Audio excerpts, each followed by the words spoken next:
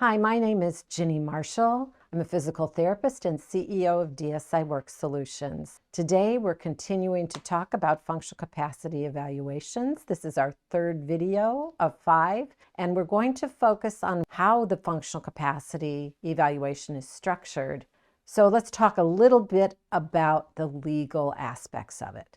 Anything that's used in terms of testing that may be used to assist in the hiring and placement of individuals for employment has to meet legal requirements. In particular, we need to pay attention to the Equal Employment Opportunity Commission, or EEOC.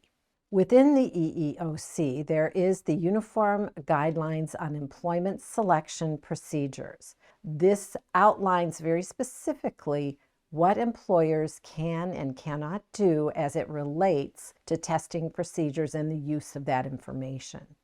Doing any type of testing that doesn't meet certain validity criteria and that isn't clearly job-related and consistent with business necessity is a potential setup for discrimination.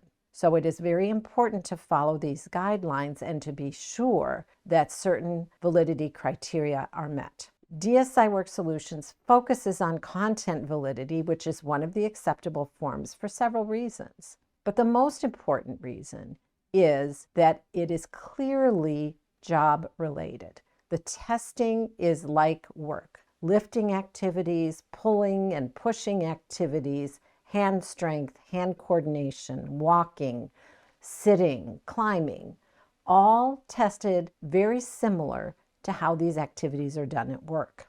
Beyond just the items being tested and how they're tested is the flow of testing. Is the functional capacity similar to a real-life work situation? Would individuals recognize it as having a work-like component to it? In order to maintain this work-relatedness with the DSI functional capacity assessment, after we've done the history and the physical examination, we start with a walking test. Then we continue with a lifting and carrying test. We disrupt the material handling with a push-pull test. Then we go back to the vertical lifts. After a while, the lifting is interrupted by some other movement and position demands. The idea being that work is not just one functional activity only at a time, but rather a series of different functional activities. So the testing has been designed to reflect that. Again, the intention is to fall in line with the legal requirements put out by the EEOC. So to summarize, we need to meet legal criteria number 1. The structure of the test should be like work and meet that definition of job-related and consistent with business necessity. The proper validity criteria needs to be used.